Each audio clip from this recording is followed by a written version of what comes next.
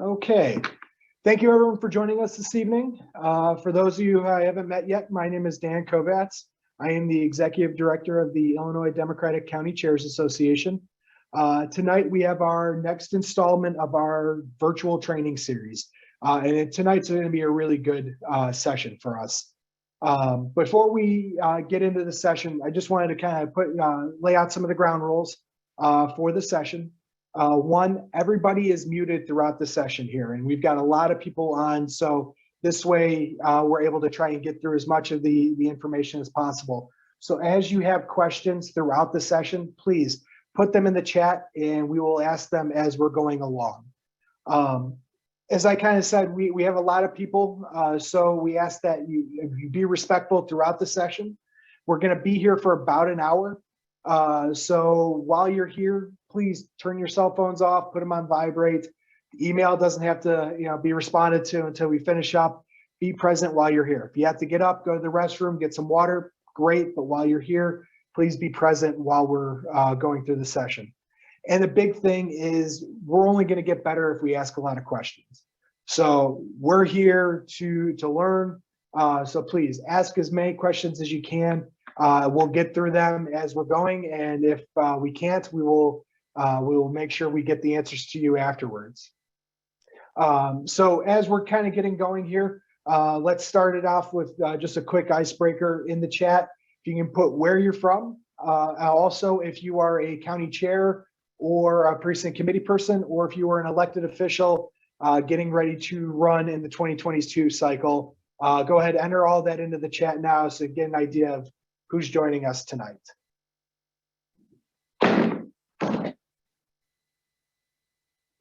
Okay, so as that's going along, I'll go ahead and introduce our session for this evening. Tonight we are lucky to be joined by our friend Paul Kendrick from Rust Belt Rising. If you're not familiar with Rust Belt Rising, you should be. First off, they do a ton of great work throughout the Midwest, not just here in Illinois, and they focus a lot on digital, on organizing, on digital outreach, on messaging, on polling. We've worked closely with them last cycle on some of the messaging that we were getting out to our county parties and our county chairs. We're looking forward to doing the same this cycle. And we asked Paul to join us tonight for how we're framing this as a 2020 prep session.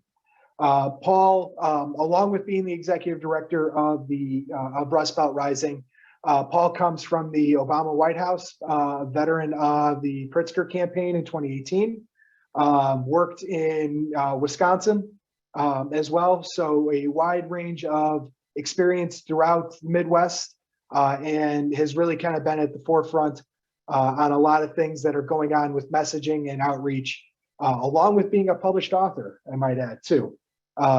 So with that, I'm going to go ahead and turn it over to Paul and let him kind of take the lead on our session.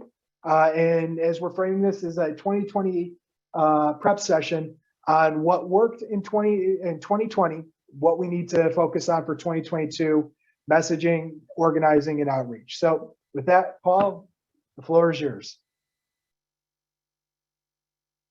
Thank you so much, Dan. I learn so much from you all the time, and I just, your dedication to supporting county chairs around the state and organizing Democrats to win is always so inspiring. So lucky to have you as a partner in the work. And Christina, obviously her leadership is just incredible of how she galvanizes all of us, and really everybody's role in winning Illinois. Christina makes everyone feel and know how important they are and how much they matter. So I learned a lot from you two, and I learned a lot from all the county chairs and precinct committee people and electeds, leaders.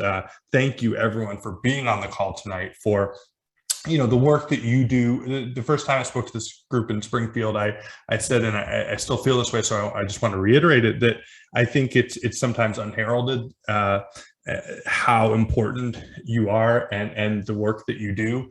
And, that just election, year in, year out, you all are the people that are training folks and giving them advice and supporting and making sure things are happening in your county. And so, you all really are, the backbone of the Democratic Party in fighting to make people's lives better. And so just thank you for all you do. I really appreciate it. And so I've done a couple sessions for the county chairs before, and I wanted to do something different with this one.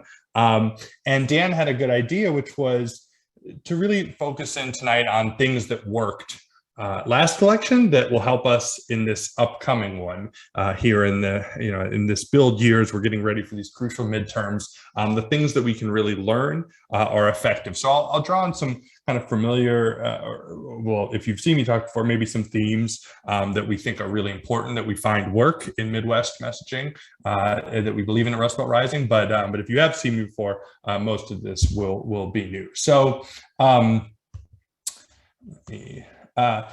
so first, I just want to share, what Rust Belt Rising does. And so we are a network now of more than 500 Democratic leaders who we offer free virtual trainings to, where it's, seminars kind of like this, but it's not me. I'm finding the presenters who are, practitioners who have a perspective that is going to help you in the work that you do. So we have different courses. A new one is starting right now, starting on Wednesday, that I'd love for you all to sign up for you to get the application, post it in your group, send it to people that are thinking about running or who would be good to run.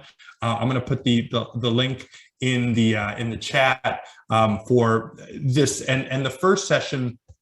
And here's the Zoom for the session on Wednesday at 11 a.m. If you want to kind of get a taste of what we do. But a Michigan State Representative, Christine Morse, who flipped her state district and previous to that won county office in an unlikely win. She's going to be giving us kind of her inside look at how she did it. And that's kind of what Rust Belt Rising is all about, learning from each other across our region, so that we can, bring new tactics to our area in Illinois that I learned from someone in Western Pennsylvania, and someone there can learn from, someone in Ohio. And so that's kind of what we're all about. So I'm going to share the application these are like weekly Zooms. That are about half an hour, 45 minutes, where you're going to hear from a practitioner who's the themes of this one is they've run the best recent campaigns in the region. So really people that you can learn from and bring something new to kind of the work that you're doing. And our sessions this past spring were more about initiatives that are working in communities to create good jobs and thriving communities. So all about just virtual learning and individual support, because the best messaging is unique and authentic to anyone. And so we're here to support anyone who's running and really help them in honing and making as effective as possible their message, their unique message that connects to their vision for your community. And also with kind of the strategies as they're thinking through, as someone's running, as you're thinking, okay, how am I going to do this? I have a great job in that I get to work with people who are running in Wisconsin, Ohio, Pennsylvania, Illinois, Indiana, and Michigan. And so I get to kind of give you suggestions on, okay, so you're thinking about this, how am I going to do this? Here's 3 ways, this person did, this person, that, we really want to be able to share across the region to be as effective as possible. And we also do provide resources around, if you're talking about a certain issue, here are some ways to talk about it, really drawing on what we know to make messaging as effective as possible. Because overall, the goal here is we want to make sure Democrats are the party of working people. We don't want anyone to say, I don't know what Democrats stand for. I don't know if they know really what's going on in my life. I don't think they get it. I don't think they're relevant. We want to really get back to all families knowing that it's Democrats that are for the working people. And after I presented for this group in Springfield, it meant a lot. Someone from kind of the downstate group of the county chairs was like, you're sharing messaging that works in our district. And I don't always get that from Democrats in terms of like, what comes from DC and stuff. And so that pretty much encompasses what Rust Belt Rising is. We want to help you in your community be able to win and help you be part of a network of others doing the same challenging thing that you are, so that we can really learn from each other. So like I said, please sign up. It's not just for candidates, also those who are helping candidates, and you as a county chair help candidates cycle after cycle. So please be part of it. I see Jim Dixon on here. He's been really wonderful. I always appreciate seeing you in our Zoom. So anyone's welcome to join, volunteers, anyone who's going to be communicating with voters. We want to help them do it well. Here's the kind of sessions we have. There's an Ohio State representative who did a session on how to talk about the economy as a Democrat. There's Wisconsin's Lieutenant Governor, Mandela Barnes, who's now running for Senate, who did a good session on how they flipped Wisconsin. Representative Daren Miller, who flipped a downriver district in Michigan. And there's the mayor of Grand Rapids, Rosalind Bliss, presenting to our group. So those are the kinds of sessions we do. And again, encourage you to sign up for the sessions for the rest of this year as part of our Win in Your Community. So, like I said, tonight we're talking about what worked last cycle to use it this cycle, things that are applicable. But there are some things that are just universally true, but we want to really make clear. And so one thing I found really fascinating was, so there was a study that was in National Academy of Sciences, and it had a finding that has been borne out in many different studies, but essentially it found that people, particularly kind of like on the other side of, an issue or, that maybe politically, they are much more likely to trust something if it comes in the form of you telling a story, you telling a personal experience, than they would be for you sharing like a fact and a figure or a statistic or kind of like, and right, this is a little problematic, right? That we believe based on stories maybe it'd be good if we believe based on, empirical fact and figures, but it's just not how the human mind works. And so I think that the first thing to remember is we're going to be, communicating with voters as we're maybe helping our candidates communicate or we are communicating on their behalf, is that the story is so centrally important. And that's both in terms of sharing candidate stories, like finding out what about this candidate, talks about maybe a challenge they've had in their life, what shows them as the underdog, maybe against lead opponents, what captures a candidate's why, like why are they running? What are they trying to do for the community? Why are they taking action? And drawing people into this vision of what we can achieve together. But it's going to be the candidate, a story is so much better than just the resume, just like they were this position, and the laundry list of policies. Now the policies matter. We got to know what we want to do, but we have to start with the story. And when we're talking about the policies, we also want to use stories in terms of explaining in our life why that policy would be important, how it would help us, why it's needed based on something our family is going through, a friend's going through. We'll talk a little bit more about that, but and especially with candidate stories, and we could do a whole training on this alone, but really thinking about showing, not telling, that they were driven by values and how it informed a choice they made. Like, they stood up for something, or like why they decided to run because there are certain values that are the community's values that drive them. And again, we want to show it, not just tell it. And by showing it, I mean, I could just say, this candidate's hardworking, but showing it means, this candidate, organized for 1 year this drive to get our local school the funding it needed for every classroom. So I want to give the examples. I want to tell the story, and as I said at the outset, authenticity, emotion, gut level trust is what politics is all about. in order to have gut level trust, our voters need to know a candidate is authentic. We need to know we are authentic, and and so we want to be talking about things in our lives that do ultimately connect to emotion. And as liberals, I think we care so much about the policies. Sometimes we just go down to these wonky paths. And again, the policy really matters, but we have to find an in with people first. And so when I talk about like what does story look like, and what I'm going to be doing tonight is showing a number of video examples so that I will show and not tell. And so this was like Daren Miller, who again won a working class district in Michigan, a state representative seat. This is how he told a story. And again, I'm showing videos not because we're all ad makers. It's not about making the ad. When a candidate finally has raised enough money to make a video, that's like, this is their most core message that they've been saying at every door. So I think what we see in the videos, we can learn from for how we communicate, or what we put in a Facebook post that we write, or that we make as a selfie video. So again, I'm not showing it as a, let's make an ad like this. I'm showing it as, let's see what he's doing here that applies to how we might get across a candidate.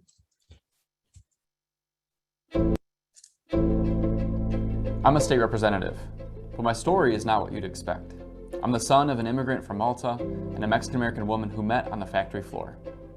Growing up, I dreamed about giving back to the city that opened up its doors to my family. So I became a teacher. But when I got to the classroom, I realized how much needed to change. I had no textbooks, no curriculum. My students wanted to make a difference, but had few opportunities. We needed a voice in Lansing. So I stepped up and ran for state rep. Now I tell the stories of working families that have been ignored for far too long. Like the nurse who works 80 hours a week, the teacher who's leaving a career he loves because he can't afford to stay, the single mom taking care of 2 generations of her family while working full-time, the factory worker fighting for safe working conditions and a fair wage. This November, we have a chance to make our stories the ones driving decisions in Lansing, to build a better, stronger Michigan. And the stakes have never been higher.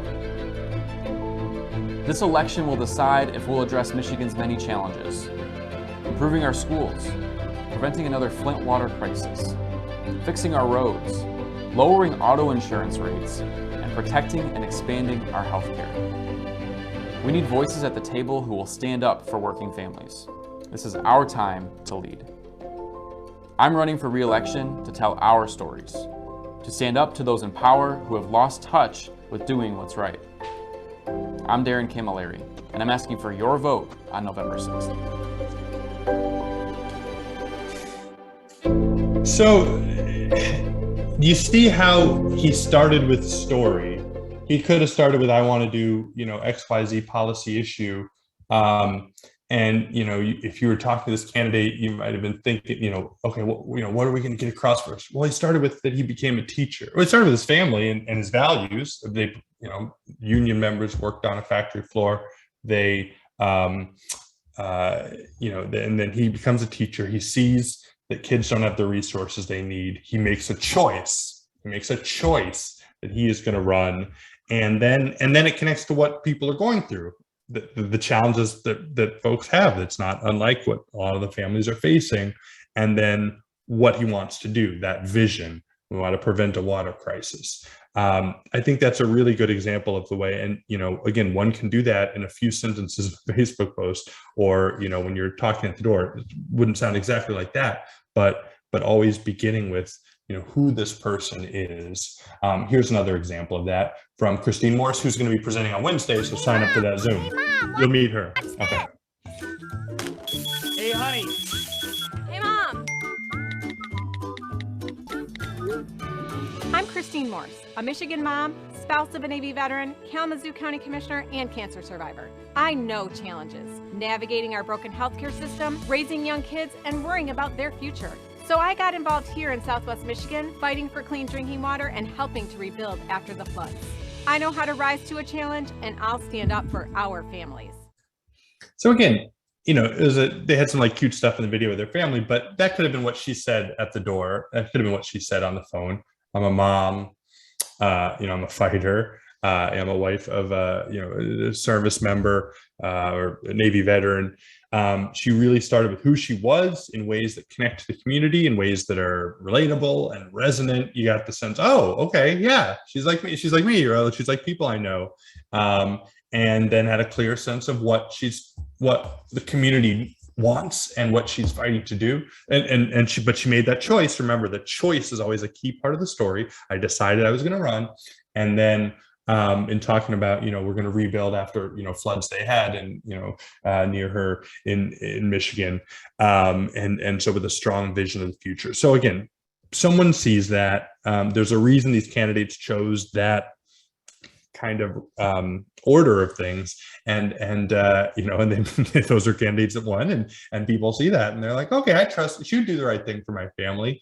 And but again, if you want to ask Christine questions and get a lot more information about how she flipped her district and how she won first an unlikely county office, join our Zoom on Wednesday at 11 Central Time that is in the chat, and talk with Christine about how she did it. So, so we start with stories, and then I think you see candidates using values. But here's what's key about using values that I really want us to internalize, that we have to think about our audience's values, not just the go-to values for us. And I think this group gets that really well, but not everyone who decides they're going to run for office always understands this at the outset. But we want to lead with shared values, the values that people care about locally. Think about what resonates with the person you're talking to. It might not be the default one for you. But if you start there and like talking about the importance of that value, that common ground is going to be established, and it could lead into then, the policy, the vision, what you want to do.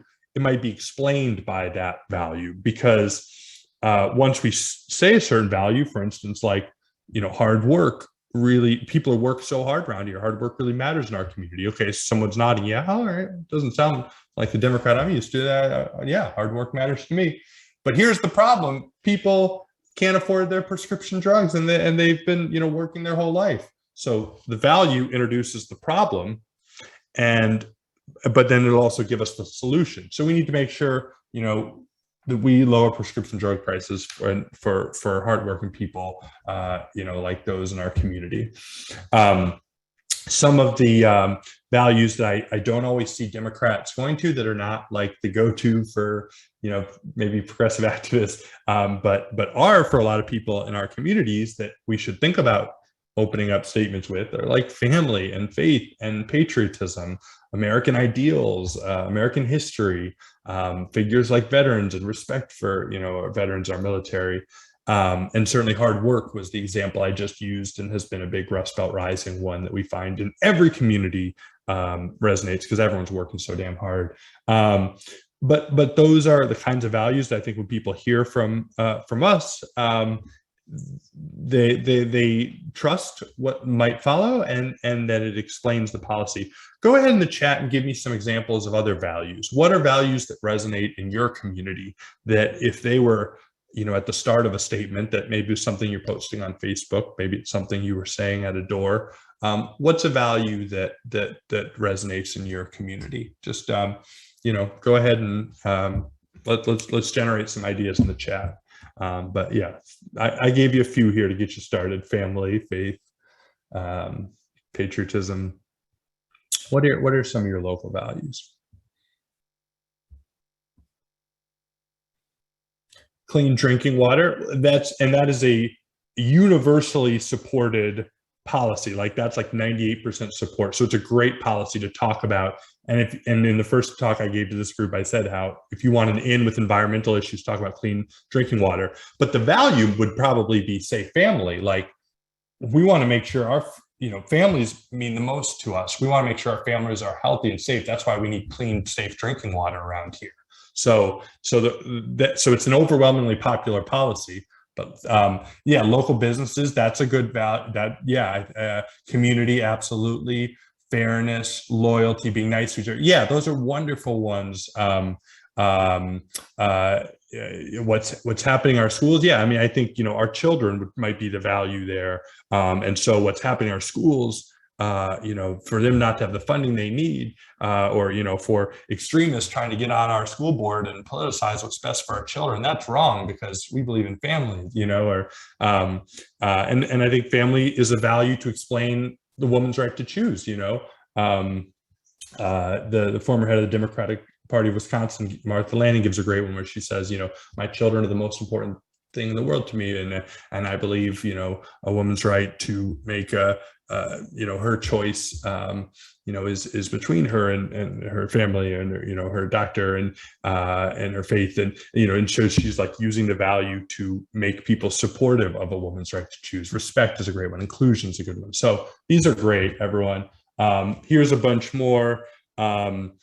Rural way of life is one to really, and this comes from a group called Rural Organizing, about how Democrats really need to show we respect the rural way of life, and that our policies are to protect so people can keep living in this town, because they're having to move away for good jobs or for healthcare, for the things that we want to do. But certainly your local values are really key ones, because you want to say, we know what's right or wrong around here, and what this representative is doing, it's wrong. People should have XYZ. So think of those values, and I want to show you an example of someone using it really well. So Brad Papp, if anyone is kind of, I think, needs a little inspiration, and I don't think that'll be this group, but for rural, what winning in rural areas, like, because it's hard right now, right? There's a lot of trends that go beyond any of our one community. But I get a lot of hope from Brad Papp, who won a Northwest Wisconsin, predominantly rural state Senate district. And if you watch his ad right now, I think you'll understand why. And so look out for shared values in this ad.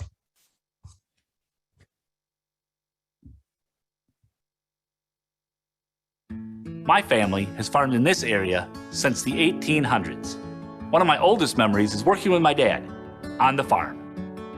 Here is where I learned the values that made me who I am today. Hard work, decency, respect, and knowing right from wrong. That you always pull together, especially when times are tough. I'm Brad Papp, and I know that we need these Western Wisconsin values now more than ever. They work to divide us. That's not who we are here in Western Wisconsin. These times require action. They demand cooperation and change. We can't let pettiness or politics stand in our way any longer. It's time to set all that aside and get back to working together to make sure that everyone has a fair shot at a good life. I have deep roots in this district, and like you, I work at being a good neighbor. I'm running for state senate to work for you, and I know we can do so much more. All right. So if anyone has thoughts on that, put them in the chat. But did you hear something? He said literally what our Western Wisconsin values are.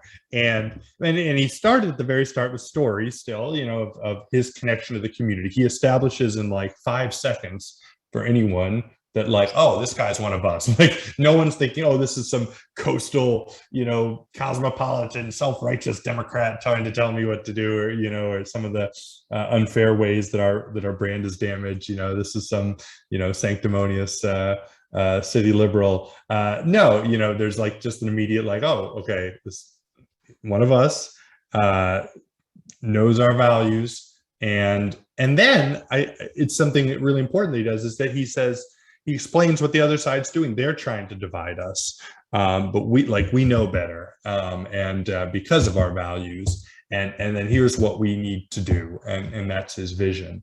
And so I just think Brad there really cuts through a lot of the BS that is said about Democrats and who we are, and but he does it in such a nice way, just sharing his values and his vision. So again, we're not gonna all get to make ads, but like everything he did there, you could do in in a selfie video and talking at the door, and because it comes off as very authentic, but obviously for him, that was very refined in him determining over many conversations, what would be most effective. And that was his big bet. And like I said, he is now he's a state senator, and now he's running for Congress because Ron Kind is retiring. And so he's as good a candidate as you can imagine, I think, for Democrats trying to hold on to that seat in Northwest Wisconsin. Oh, I didn't mean to start again, even though it was nice, but we're not going to watch it again. And so one of the key findings of this most recent election cycle was people really liked, one of the most effective things was actually positive messages with a real story of what's happening, messages on how people would benefit from a policy.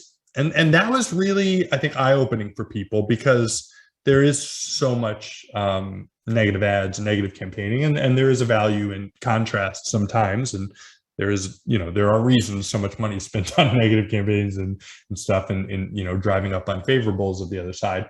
But what was best, what worked best, it was really effective is everyday people talking about get a voter feeling like they're getting some new information, a voter learning about how a policy would affect them and what that would feel like. And so I want to be clear, that's not being just using slogans. That's not just saying XYZ bill says, these 3 bullet points, but it's saying, so here's the challenge my family's having, this would be able to allow us, get these, money in our pocket for the dreams that we have, and just in a very relatable way, saying what the policy would do. So that goes back to my first point about people trust through stories more than anything else. But that was really effective in in digital content. And I say that not that we need to all be some digital strategists. We're all doing digital content every time we post on Facebook, and that kind of thing was very effective. And a key way to do it is deploying respected messengers, because an interesting finding was the messenger is sometimes more important than the message, or you get more value out of just the messenger. People might not even remember what they said, but the fact it was a certain messenger that they respect was oh, okay. And of course, there's always been endorsements in politics. So it's not a new sense that humans want someone vouching for someone. But what was, I think, the key kind of breakthrough is that there's a really it can come in different ways. It could come in someone sending out an email to people they know, or making a Facebook post. But a key way this was done was just selfie, direct to camera testimonial videos of those who match the community. And so diverse messengers over, a campaign, but that each, someone could see themselves in. And and especially those who are respected in the community, nurses, were really key. I think, as we're going through this COVID crisis, we all have such respect for frontline workers, nurses, medical professionals. Hearing from them in, a short video that someone sees on social media was huge. Faith leaders, veterans. And the key is people have to be kind of fooled into watching a political ad now, something that looks too slick and an obvious political ad with that third person narrator. What's Dan Coven's hiding? We can't trust Paul Kendrick. I think people know that's politics, right? Whereas people got kind of fooled into watching things where it just seemed someone in their bedroom, it was wasn't even good lighting, someone in their kitchen, just talking about something in a short video, and they're oh, what is this? And then suddenly they hear the message. And so I think that's really exciting, because we can all do that. We can make one right now of something and then post it on Facebook. And again, people are going to trust it. They're going to believe it, because I'm just sharing what's going on in my life. And you see candidates doing that more. You see that in different fundraising appeals. And there is a reason they were doing that, and we should keep doing that. And then just as important as making the content is thinking about how you're going to distribute it. And so that's where we really want to be, so say, someone in your community, they are, respected, and they, make a little selfie video for you. But then you want to and then you post that, say, but then you want to send that link to the people that you want to share it and ask them, will you share this on your Facebook? Because Facebook is favoring things that people's friends share, that Facebook believes in the algorithm that we want to see things from our friends. It was like a few years back where we were inundated with the pages that we had liked.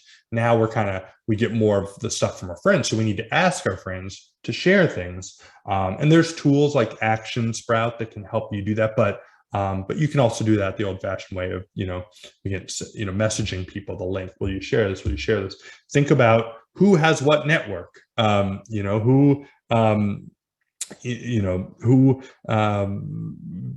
has a network of, people that send their kids to the school, or, this church. We want to try to kind of map out our community. Like, you all do the thing we still need to do in politics that too many people don't do, and you do, with think about precincts and blocks, and that is crucial. We can't stop doing that. But we also have to think of kind of almost like digital precincts of who has what networks, who went to high school with, who, and that could, share that, because the people they went to high school with are going to see what's on there, what they're posting their timeline. So we want to map that out and get that out. And I want to give you some examples of what I'm talking about here. So I'm going to show a few short videos that will allow me to show, not tell.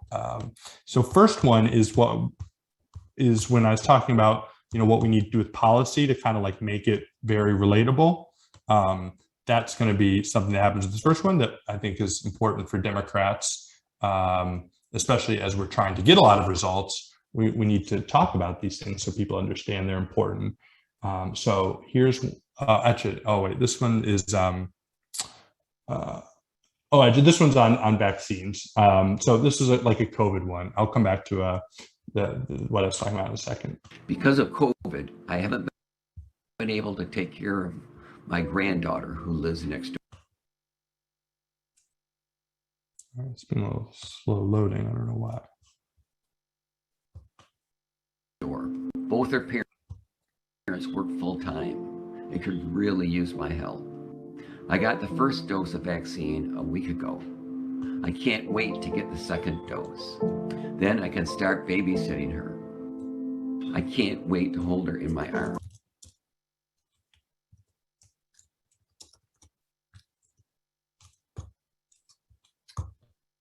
I don't know why this was being slow. Okay, I think you get the point with this one. So, again, that could be so many people we know in their kitchen talking about the issue that's really important to them, and it's making it personal. I'm just going to cut that one because as it's going a little slow. That's the kind of the kind of thing that we're talking about. Let me show you another example. Pull this up.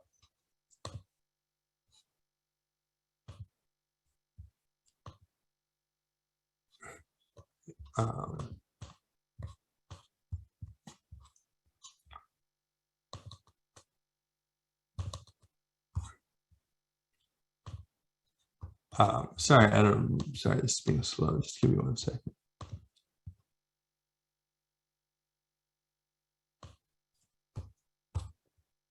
And this one's on voting. And so you're going to see the sense of using the respected messenger and why that is so key.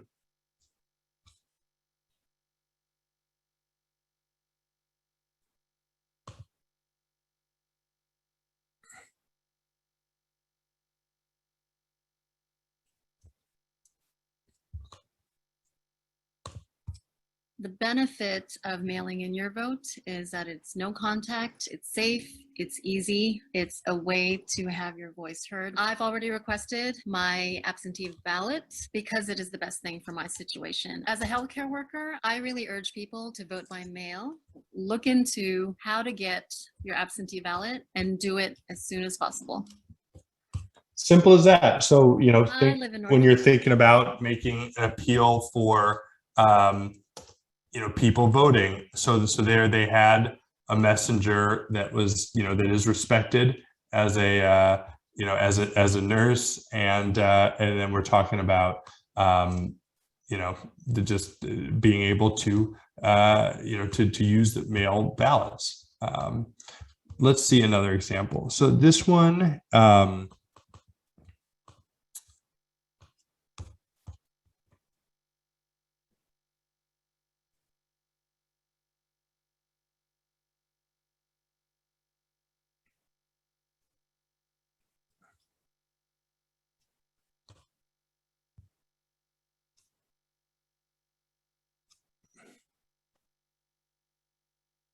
So this one's going to be drawing on veterans as, you know, respected folks, and as we talk about voting by mail. Again, you see the commonalities, all these, they're all 50 years ago. Today, I'm happy I don't have to send in my ballot from a combat zone, but some states require an excuse to vote by mail. That's just wrong. Who knows where we'll be with COVID-19 in November? I put my life on the line for democracy in Vietnam.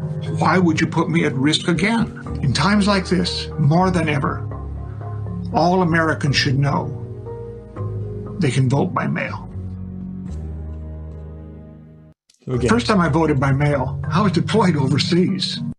The kind of thing that anyone could make, that anyone could say, you know, wouldn't look maybe quite as sharp, and again, that's okay. But it's really getting at something authentic and motivational for it. Let's talk about another kind of respected messenger, small business owner. This was during kind of like the debates over kind of PPP and who it was working for. And let's see what she has to say.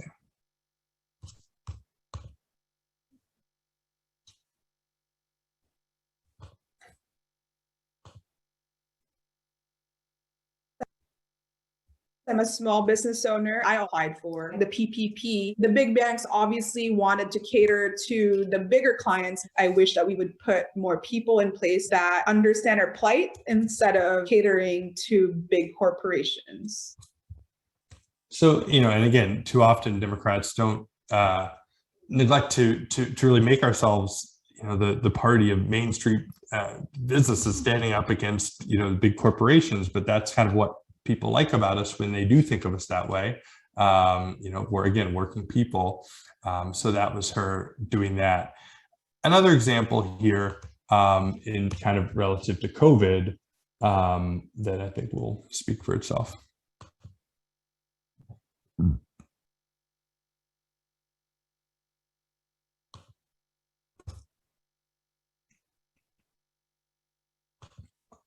Volume on, so. Died of COVID on April 15th. Not being able to say goodbye to her that last time was the hardest thing in the world for me. There is no national strategy for dealing with the entire elderly population. It's as if the national government is saying, well, who cares if we lose our elders? My mom, Genya Cohen-Litwak, a Holocaust survivor. So again, making COVID real. It's not about wonky policy. It's about our families, and it was about her family. And then when we look at kind of what, when talking about kind of policy issues more, here's an example of making, you know, getting college affordable, making it, putting a face on it, making it relatable to people.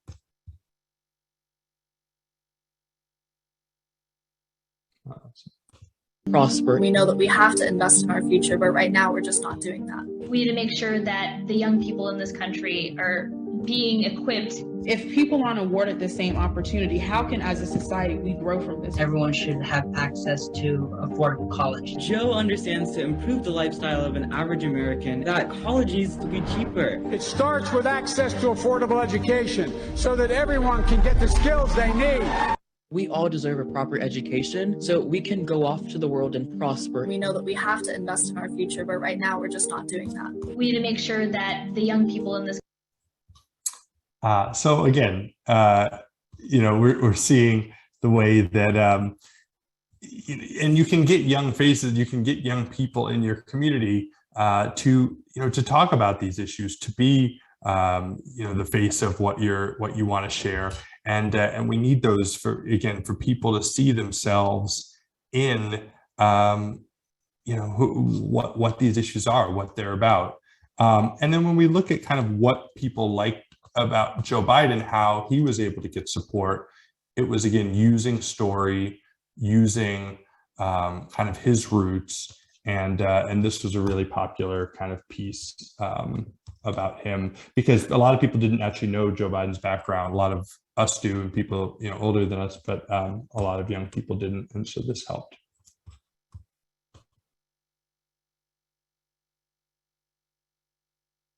The world breaks everyone, and afterwards, many are strong at the broken places.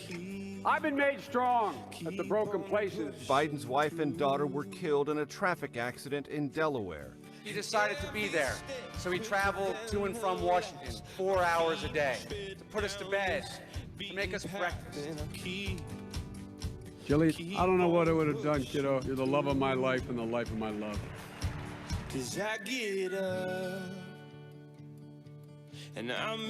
think about the countless people who suffered so much more than we have, with so much less support, so much less reason to go on. But they get up. Yeah, I get up. They put one foot in front of the other. Keep going. That's the unbreakable spirit of the people of America. That's who we are. And so again, it's his biography, it's story that sold him as a candidate, and values. And then this is the one I meant to start with. So how do we take the things Democrats are doing now and make them accessible? Here's an example relative to the child tax credit. So my son just started soccer again, and he needed all new equipment. I mean, when we get the tax credit money, there's always this question of like, well, what should you use it on? Now that it's coming more frequently, it's helped me sort of realize that it's for things that we need. If I could say something directly to President Biden about this tax credit, I would say that its value is way higher than the dollar amount. Okay, so child tax credit, that alone sounds like wonky and not clear. Time with the family, it means more than the money. So it's about the time with the family. It's about the cost. It's about getting money back in people's pockets. That's what it's about. And so I think that's just really key for kind of communicating, again, what this agenda is. And so I'm going to put the slides back up for you here, as I want to hit a few more things before we wrap tonight. But hopefully those are helpful examples to kind of see how we have to use people language. We have to say what the policy does for people, bring family into it, bring people into it, be specific, and get to the heart of an issue, making that connection. Okay, that's what Alex just did. He didn't say, oh, we get 600 and that is, and then it's refundable to the blah, blah, blah. Like he just said what his family needed and what they're getting. And remember that when people sell chocolate chip cookies, they put the cookie on the front, the recipe's on the back. You gotta, and the facts are on the back. You gotta know the facts, but we need the thing that people want, we have to lead with, okay? So, if it's like leave, child leave issues, it's like being able to be there when your child is sick, not, oh, so we're gonna have to get the city council together, the stakeholders, we're gonna come up, we don't want to lead with the process. we don't want to lead with the kind of the costs, the details. We need to know them; they're important. And that's what Democrats are really getting wrong right now in their fight about two different numbers. We want to lead with the value, family, and the thing we want, time with our family. So, here's examples of, every parent that works should get paid enough to care for their kids. Like that's a wages statement. You deserve enough time to be able to come home from night, able to breathe and be with your kids. And, again, we want to talk in this accessible way. And because you could just say, we want to increase insurance plans. Why not say we should be able to keep our children healthy, make sure they have the care they need. We could say environmental regulations, or we could say, we got to make sure your family's water is clean so they're healthy and our community's clean. We could say paid family leave, or we could say we have to be able to be there with your family. And that's why we need paid family leave. Again, minimum wage increase is popular, it's clear enough, but maybe start with, hey, people should be paid fairly so they can make ends meet, so you can raise a family these days. That's why we need to raise this minimum wage. And in order, I think in a lot of the places you all do live and represent and are working to change, a key thing to break through some of the partisan patterns that I saw last year and that continue is being able to really focus on local issues and think about things somebody wants solved. That road that everyone's been bothered by has been, wanting to be fixed for a long time. Like, let's talk about that and the solutions for it. And then also pride in the area and like love for the place. And that's where I think, sometimes I have to with a candidate, they're skipping so quickly into all the things they want to improve. And those are important, but make sure, hey, don't leave any doubt of why, which is you love your community so much. Say some things you love, be honest, be authentic of things you love about it. And that's why we need to improve XYZ, but people need to know you're a champion for it. And you're really focused on the stuff that's been bothering them. And again, if you're in a place where just having D next to your name isn't enough, then you're going to be able to maybe build some trust based on people seeing, oh, wow, she's really focused on, this thing that we want to do for our school or our roads. And so just remember, Facebook, that's where your voters are. And when there is an engaging piece of content, a good selfie video like we saw, you can invest in boosting it, which is like, and I hate giving money to Facebook, but it is a cost-effective way to get it to more people. Just make sure you use like the right filters, and we could do. I think Dan's done separate trainings on this, but making sure it's for people in your zip codes, maybe people that like certain politicians that then they think they would like the politician you're helping. Show the behind the scenes of the fun of the county party of the campaign, the things you all are doing together. Make people want to be part of that, and use it to really affirm for every volunteer to feel like they matter. Celebrate volunteers, make sure people have a role, and then they're celebrated for that role. A lot of county chairs like Christina, and a lot of you all do that so well, and keep thanking people. And always, and this isn't a digital tip, this is just the organizing one, always giving the assumptive asks and not giving people an opportunity to be part of it. Hey, we're doing canvassing ships at 12 and 3 this Saturday. Which one works better for you?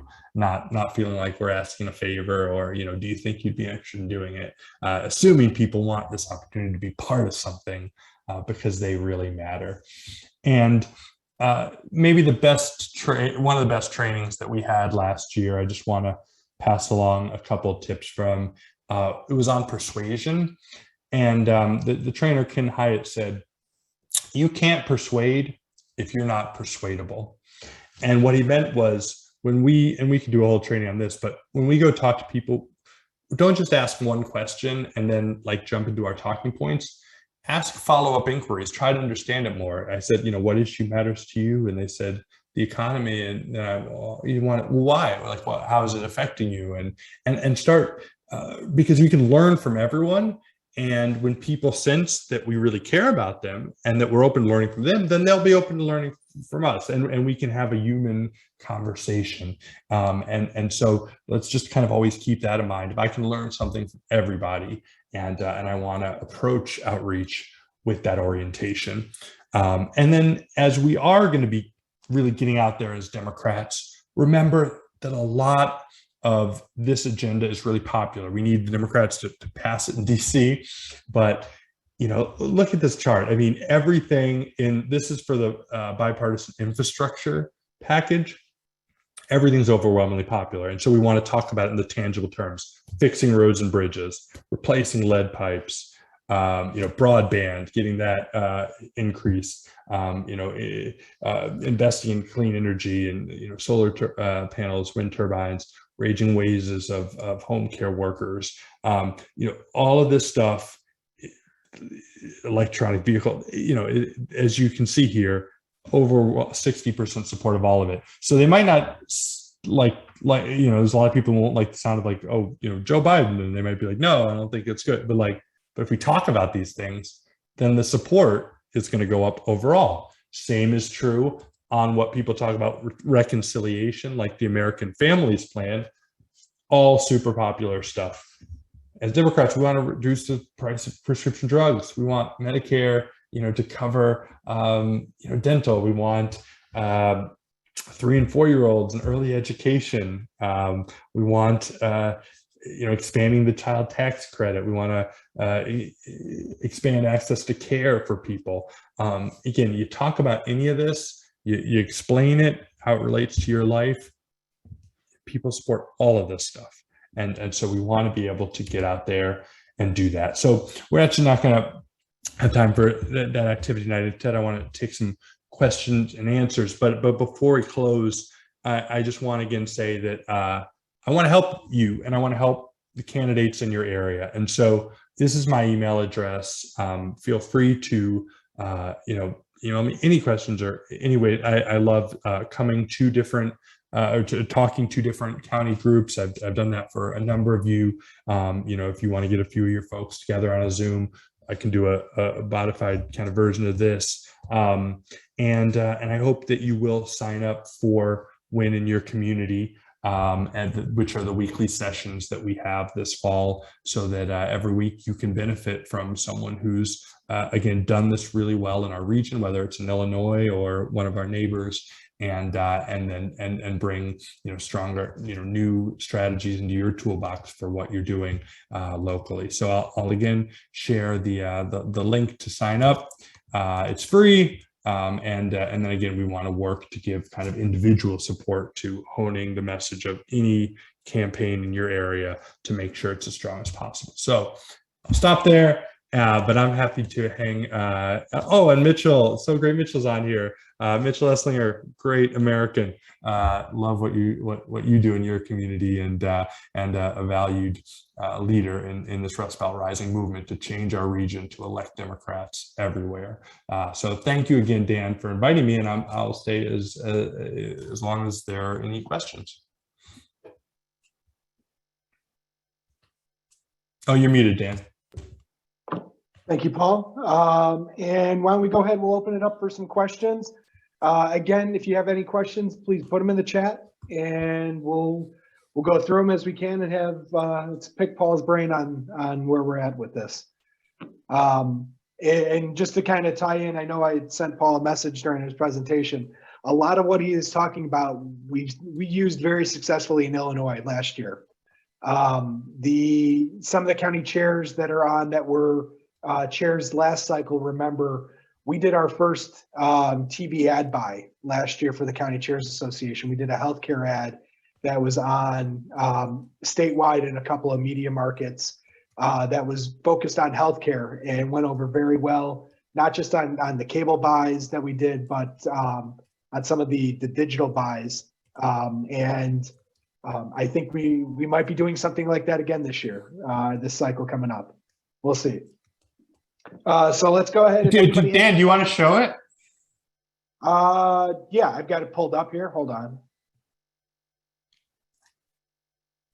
Yeah, this was fun to get to bat some things back and forth with Dan, to try to make it as just personal as we could, because what works with healthcare is always talking about personal situations and relatable things. Yeah. Our family works hard. We shouldn't have to choose between going to the doctor and death. Our parents shouldn't have to choose between prescription drugs and groceries. Now more than ever, we need a healthcare system that works for everyone. Republican politicians want to repeal. They want to cut Medicare, Medicaid, and Social Security. This election is about whether hardworking families like yours should be able to get the treatment you need. I'm voting for Democrats this November so that our time with family won't be spent worrying about healthcare bills. It'll be spent enjoying the people we love. Yay! Everything I believe in. Great job, Dan. So let's see, you got any?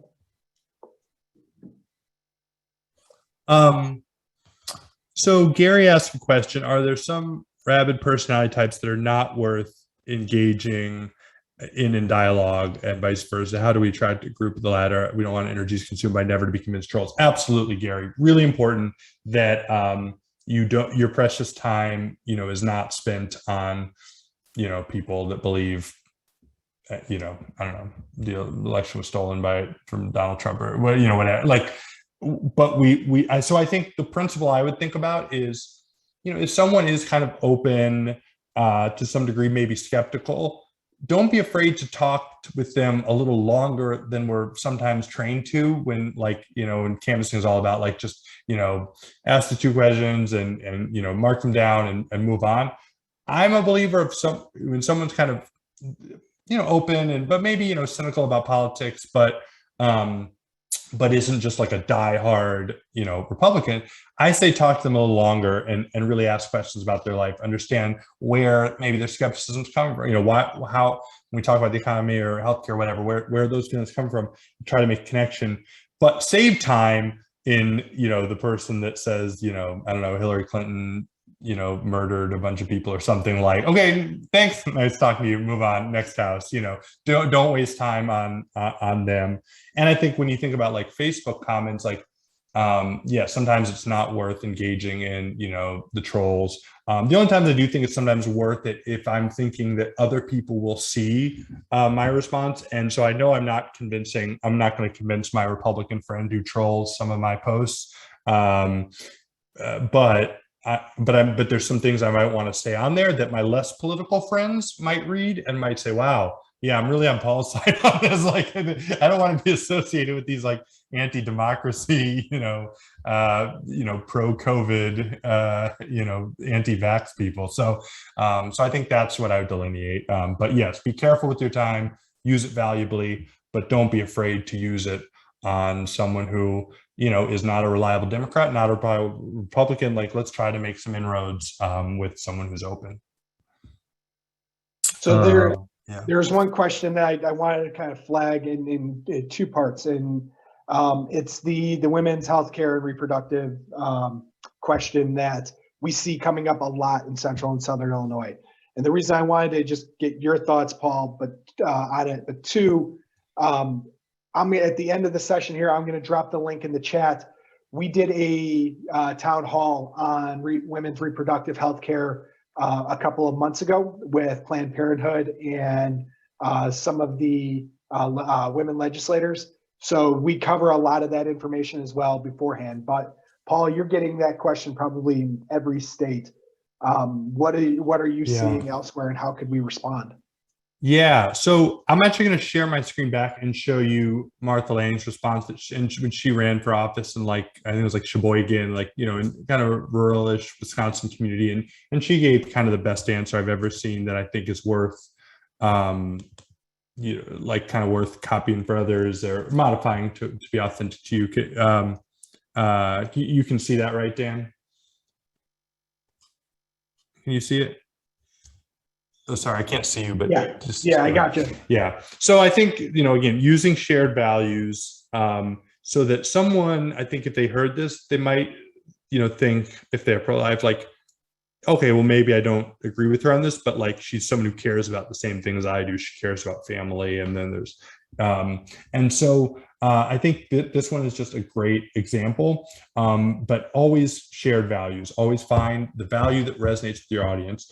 But a couple of things. Also, I think it's important for Democrats to lean into, I think the issues that that people often like about Democrats, and I just shared a bunch of them, at the end, and really thinking about things that our community wants to address. Republicans, again, are a lot of times are using these issues to create division, and so, but these are important issues. So that's why when they come up, we want to handle them well, and we want to use our values, and we want to be persuasive, because I want more support for women's right to choose. I want to change someone's mind on that. But so I think we want to be prepared for them, but we also want to understand that the Republicans want to have an election like on that issue in some districts, and you're not going to win that election. So can we have an election about the issues that we think are really important, like how families are doing, and what family needs to thrive, and good jobs, and the care people need, and then the other thing is just really be careful to not be just negating what Republicans say, but put forward what we are about. Okay, so that's, I think I should have had a slide on that, because that's really key, because a lot of times Republicans will lie about kind of what we're for, and then we're like, oh, no, we're not for like raising, they'll say, they just want to raise taxes, and we say, oh, I don't want to raise taxes that much, I mean, but but maybe a little bit, like, whereas we need to say the things that we're for, like, well, we want to make sure our schools are funded, and we have good schools in our district, so, and you see that with, like, you saw that a lot with the lies about voter fraud, where Republicans are like, there's voter fraud, and then Democrats like, no, there's not voter fraud, and like people like, oh, it must be a disputed point, is there voter fraud or not? Well, of course there isn't. So the thing that a Democrat should be saying is, our elections are run by patriotic Americans that are free and fair, that people volunteer, and these people are trying to take away people's freedom to vote. And so again, always saying what we're for, not saying, oh, I'm not that. Okay, it's really hard to do. They want to draw you into this. They want us to have a debate about you're a baby killer. We want to say we're for all families having a chance to thrive. That's what we're all about. So just really keep that in mind. Okay, we had a question that I know anybody who's worked on campaigns in an off-year cycle is going to be racking their brains going next year. Do we mobilize, do we mobilize drop-off voters, or do we try and focus on the swing middle voters? Interesting question. I mean, I think in a lot of districts, to be honest, it's both. But there are a lot of people who've cast a ballot for Democrats over these last two cycles, and a big part of the midterm is just getting enough of them back out. And we need to think about what will motivate them, and maybe that is about Republicans, trying to keep this pandemic going, but because they're opportunistic, and businesses aren't thriving because you have anti-vaccination politicians and things and that are taking away women's right to choose, and in Texas, and trying to go to the Supreme Court, and you have them against democracy. Like, those may be motivational things for people in our base, young voters, who we need to go at, and those are all real threats. Like these are all true things. So that might be key in talking to that audience. And then, but when you have to, and you can see this in the different ways that you're creating targeting in van, people that always vote, we need to make sure we're persuading. And and you see that a lot in the suburbs of people that may have voted for Mitt Romney a little while back, or maybe they gave Trump a try, but then they did vote for Biden, and so what are they thinking about the economy right now? Are they going to vote against us? Or if they know the results we're getting for their family, and the threats that Republicans have to their kids, because even though Biden's unfavorables have been going up, Republicans are viewed even less favorably. So we have to make that contrast clear. So I just think ultimately I can't choose, because I think we're going to need both, and you'll just have to we have to be strategic for who's reaching who, and those that are kind of trusted by different audiences, how they're getting that message. Yeah, we know if we can reach those drop-off voters and we can get them motivated, more than likely they're going to vote with us. They're traditionally Democratic Yeah. voters.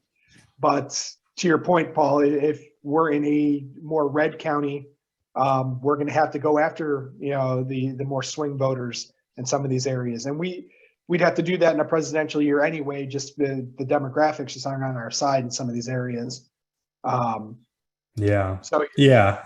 Every district has to figure out their win number and how do we get to that number realistically. And, and we don't want to just have unrealistic views of how we get to that 50+1. I think you really have to think, okay, we got to get an X number of these folks back out to vote again.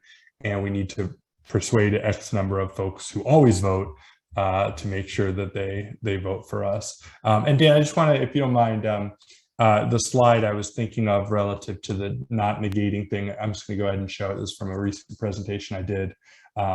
Just always saying what you're for, make sure people understand who Democrats are, and just resisting the urge to define us by what we're not, say the vision of what we want for our community, not just what we're trying to reduce or oppose. And that really comes from Anat Shanker-Osorio, who's a great communication person. But I think that's really key. Don't get drawn into trying to deny I'm not this, say what you are. And that way, whether we're talking about swing voters or, motivational voters, at the end of the day, if we're for, helping families, be able to have early education and childcare and tax credit for, money back in our pockets in hard times, I think that's going to resonate everywhere.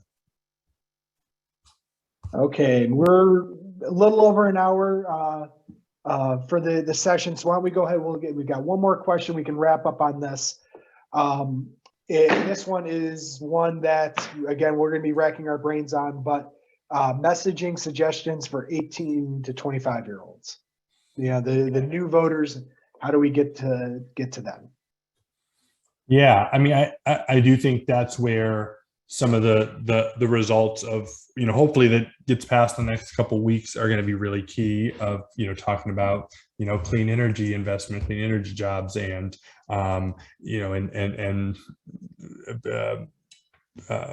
hopefully making higher education more accessible and getting down healthcare prices and and childcare for those that are maybe at the higher end of young adults. So I think there's just clear results, but I do think with the younger folks, like the 18, 25-year-olds, I mean, that's where actually what Republicans are doing against democracy, against, for COVID. I mean, COVID is still kind of the top issue. I mean, the anti-vax politicians have really made this pandemic continue. And I think for a lot of young people, it would be scary to have those people in charge. So that's where I think with young people, like democracy and a woman's right to choose that the Supreme Court in Texas are threatening, that might be motivational in a way that doesn't necessarily work for that candidate, in that red area, maybe trying to talk to older voters, perhaps, et cetera. But that the young people, what's happening right now is I think very motivating. So I think the threat of Republicans in charge and stopping this progress is I think resonant for young people. And yeah, especially the clean energy, the climate stuff, I think is really important. So Paul, thank you again for joining us tonight and helping us out. Tonight's session, we recorded it, so we will be posting it to the IDCCA website and to our YouTube page. So if there's anything you might have missed or any notes you want to go back, we'll have everything up probably later this week. So I encourage you, I know I dropped the links in the chat for the IDCCA for our virtual training series, and then Paul's contact info and social media stuff, and plus my contact info and the County Chairs Association's social media. So please reach out to us. I know with the association and Rust Belt Rising, we are here to make sure that we help as much as we can. We both want to get Democrats elected. So again, Paul, thank you very much. And everyone, have a good evening. Thank you all. Thank you all.